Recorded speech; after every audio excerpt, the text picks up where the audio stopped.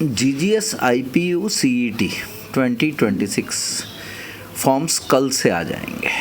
जो बच्चे दिल्ली यूनिवर्सिटी के अलावा दिल्ली में दूसरा ऑप्शन चाहते हैं उनके पास इंद्रप्रस्थ यूनिवर्सिटी ऑप्शन है।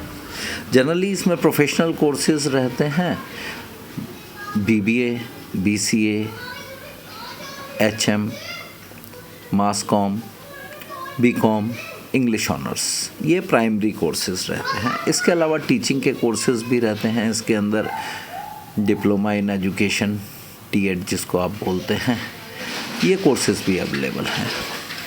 इसके फॉर्म्स 2 फरवरी यानी कल से आउट हो जाएंगे और 30 मार्च तक फॉर्म भरने की डेट रहेगी। जो शेड्यूल आ रहा है उसमें दिख रहा है कि भाई 17 अप्रैल ऑनवर्ड्स एग्ज़ाम शुरू हो जाएंगे और मई के मंथ में, मिड मंथ मई तक ये एग्ज़ाम कंडक्ट हो जाएंगे अलग अलग कोर्सेज़ के अलग अलग। यानी आपके पास जैसे आपके पेपर ख़त्म होंगे तो उसके बाद 20-25 दिन की तैयारी का टाइम मिलेगा। अच्छा, इसका जो सिलेबस होता है it is different than the CET, इसका अलग ही सिलेबस रहता है, तो आपकी तैयारी के लिए आपके पास बहुत कम समय रहेगा। लेकिन अगर आप थोड़ी सी एफर्ट्स कर लेंगे तो आप एक अच्छी रैंक ले सकते हैं। IP यूनिवर्सिटी की ख़ास बात यह है कि BBA के लिए जो मैक्सिमम बच्चा होता है दिल्ली और आसपास का, वो IP यूनिवर्सिटी के फॉर्म भरता है। टॉप मोस्ट कैंपस की बात करते हैं, महाराजा सूरजमल, महाराजा अग्रसेन, विप्स, ये प्रोमिनेंट इसके कॉलेजेस रहते हैं जहां बच्चे एडमिशन की तैयारी करने की कोशिश करते हैं और एडमिशन लेना चाहते हैं। लगभग 4.5 लाख 5 लाख के करीब फ़ीस हो जाती है 3 साल की, और इस फीस के अंदर BBA दिल्ली में अगर आप लोकल रह रहे हैं तो हो जाता है। इसके अलावा अगर आप और ऑप्शंस देखते हैं BBA के तो सारे कॉस्टली जाते हैं।